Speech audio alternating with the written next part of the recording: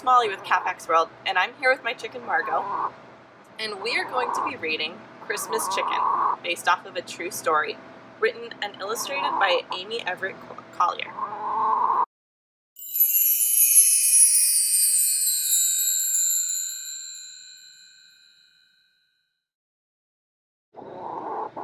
Once upon a Christmas in upstate New York, a small homeless chicken set off on foot through the Schoharie Valley in the cold winter snow.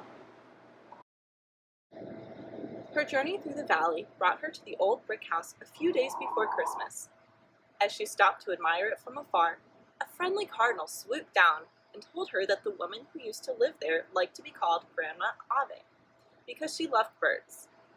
The wee bird also mentioned that Grandma Ave's great-granddaughter, who was nicknamed Fuzzy Duck because of her downy blonde, sticky upy hair, was in fact visiting here for Christmas. As the little bird was carrying on about 10 chickens spending Christmas in the cellar one year, the homeless chicken decided she had heard enough. This was just the place for a bird to spend the holiday. So she approached the house. The chicken went to the front door and saw that there was no doorbell. To make matters worse, the door knocker was holding up the Christmas wreath. She scratched her beak for a moment to think. At last, she decided that she must fly up on the wreath to try and knock with the knocker. But when she did, nobody came to let her in. So sad. The family was making a ruckus in the back room. Fuzzy Duck was being tackled by Big Brother Adam, while Sister Danielle was singing for her audience, and little cousin Isaac ate the TV. No one could hear the chicken longing for the warmth of the home on that cold winter day. Meanwhile, back on the wreath, the chicken continued to knock. The longer she sat there, the more she realized the wreath was actually pretty comfortable. It had all the makings of a good perch, and the heat escaped through the windows of the house, keeping her warm. She took off her travel clothes and announced, "This is quite nice."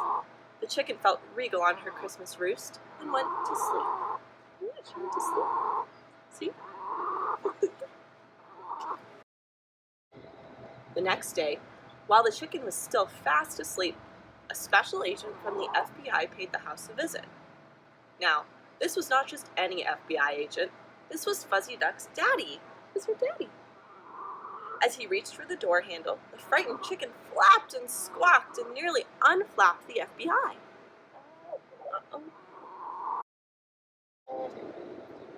Fuzzy Duck's daddy rushed inside and tried to explain to the family that there was a chicken perched on the Christmas wreath on the front door. Eagerly, everyone tiptoed to the front hall to see if his story was true or if he was trying to pull a Christmas trick. To their delight, there was a chicken on the Christmas wreath. Instantly, this festive chicken was named Christmas Chicken, and she became the most popular house guest that season. Wanting to be good hosts, the grandchildren began to put feed down for Christmas Chicken to tempt her from her festive roost. While enjoying her meal one day, Christmas Chicken was discovered by the old house's cat. Socks, or Crazy Cat as the cat was also known, tried to torment Christmas Chicken. Uh-oh, yeah, you don't know what that's like, do you?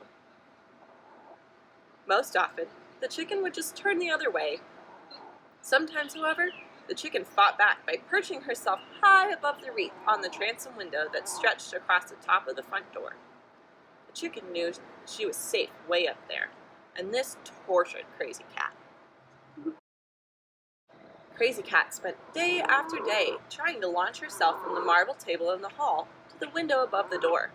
Christmas Chicken, Fuzzy Duck, and the littlest grandchild, Isaac, found the cat's behavior amusing, so they would watch and watch and watch.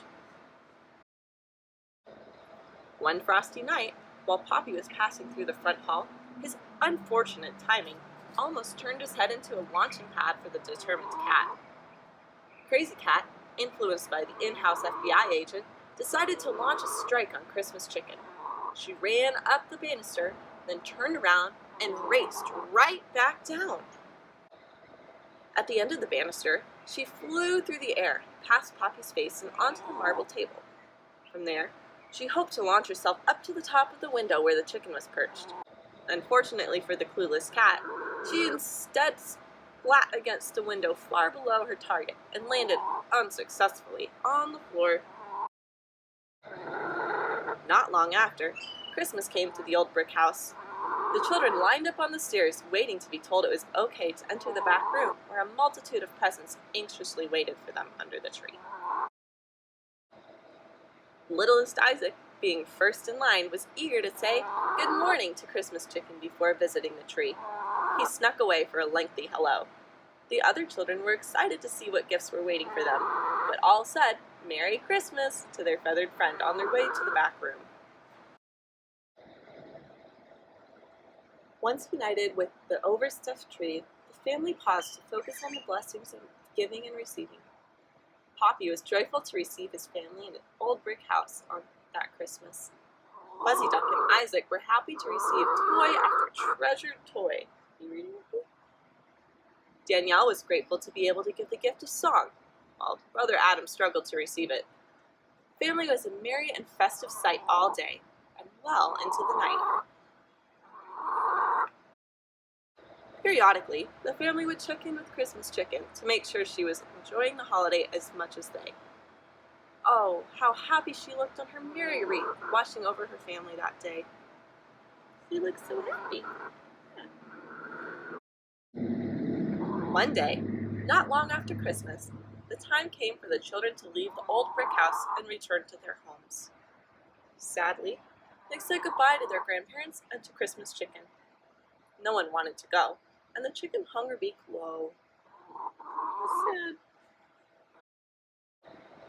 Months passed, and the chicken stayed on the outdated wreath.